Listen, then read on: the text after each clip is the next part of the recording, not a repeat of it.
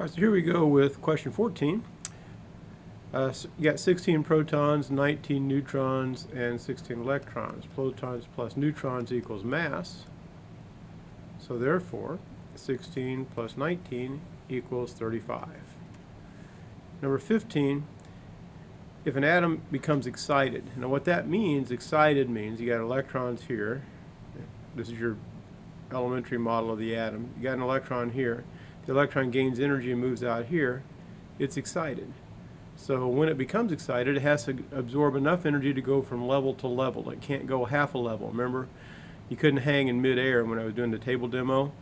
So it takes a certain amount of energy to get up to the next level. It has to be a specific energy. It can't just be any energy. And that's D.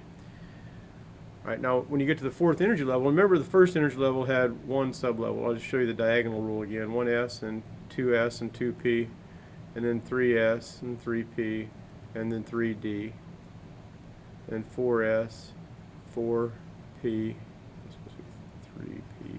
I got kind of sloppy there. 4p, 4d, and 4f.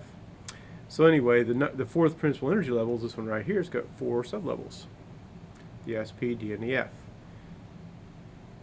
Okay, if you had 16 electrons and you gained one, it's like 16 positives and 16 negatives normally. So if you had, that's a normal atom. But if you gain an extra one, now you got 17 negatives, not 16 negatives. So 17 negatives means that you've got 16 positives plus a negative 17 gives you a -1 charge. So if you gain an electron, your charge is -1. It's B. All right, the highest energy sublevel in aluminum, if you write the electron configuration for aluminum, is 1s2, 2s2, 2p6, 3s2, 3p1. So the highest energy sublevel is 3p, and that's D.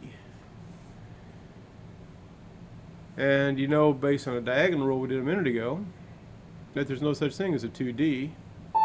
So that's that age-old question, you know, 2D or not 2D, and the answer was not 2D. That's just a little humor there inserted. All right, so that's A. All right, the secondary quantum number tells us the most about what? That's the L value. That would tell you sublevels. But I also took on that question B because you know that if it's an S sublevel, it's this. If it's a P sublevel, it's this. So I took either A or B. Because the orbitals are different shapes and different sublevels.